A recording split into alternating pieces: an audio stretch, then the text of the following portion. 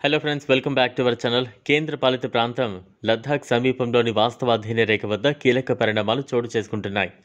శాంతియుత వాతావరణం నెలకొనడానికి భారత్ చేపట్టిన చర్చలు ఫలించాయి.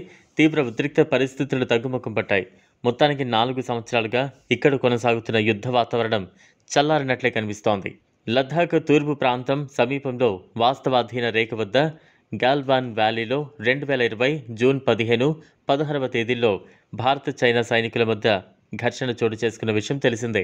అప్పటి ఘటనలో 20 మంది భారత జవాన్లు వీరమరణం పొందారు. ఆ ఘర్షణల్లోనే తెలంగాణకు చెందిన కల్నల్ బీకుమల్లా సంతోష్ బాబు అమరుడయ్యారు.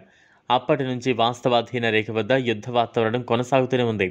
వాస్తవాధీన రేఖ వద్ద భారత్ చైనా సరిహద్దు వెంబడి 2 వైపులా వేలాది మంది సైనికులు మోహరించారు. ప్యాంగాంగ్తో సరస్సు, గాల్వాన్ వ్యాలీ, డెప్సాంగ్, డెమ్చౌక్ వంటి ప్రాంతాల్లో సైనికులు యుద్ధానికి సిద్ధమయ్యారు. సుమారు 40,000 మంది వరకు చైనాకు చెందిన పీపుల్స్ లిబరేషన్ ఆర్మీ దళాలు అక్కడ మొన్నటి వరకు మోహరించి ఉన్నాయి. ఈ విషయంలో భారత్ కూడా వెనుకడుగు వేయలేదు.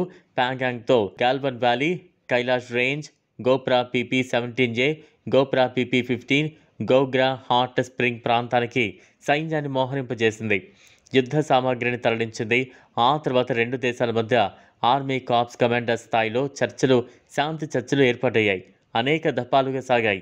సైనిక బలగాలను వెనక్కు పిలిపించుకోవాలనే సింగిల్ ఎజెండా కింద చర్చలను నిర్వహించారు.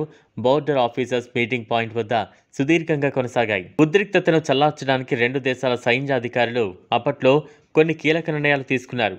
పరస్పర అంగీకారానికి వచ్చారు. 2 దేశాల మధ్య కొనసాగుతోన్న విభేదాలను రూపుమాపేలా, శాంతియుత వాతావరణం నెలకొల్పేలా ముందడుగు వేశారు.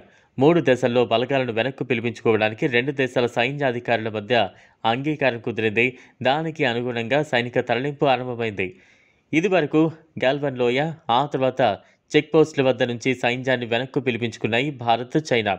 3 విడతగా ఇప్పుడు తాజాగా డెస్పాంగ్ ప్లెయిన్, డెమ్చౌక్ నుంచి సైనికుల తరలింపు మొదలైంది.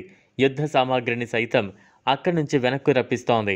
2020 జూన్కు ముందు నాటి సాధారణ పరిస్థితులు ఇప్పుడు అక్కడ క్రమంగా నెలకొంటున్నాయి. సైనిక తరలింపు కార్యక్రమాన్ని చైనా విదేశాంగ మంత్రిత్వ శాఖ అధికార ప్రతినిధి లిన్ జియాన్ ధృవీకరించారు. 2 దేశాల సైన్యాధికారుల మధ్య కుదిరిన ఒప్పందం మేర తమ జవాన్లను వెనక్కు పిలిపించుకుంటున్నామని తెలిపారు. ఇది ఫ్రెండ్స్ ఇవాల్టి వీడియో. ఈ వీడియో కనుక మీకు నచ్చినట్లయితే లైక్ చేయండి, షేర్ చేయండి, ఛానల్ను సబ్స్క్రైబ్ చేసుకోండి. Thanks for watching.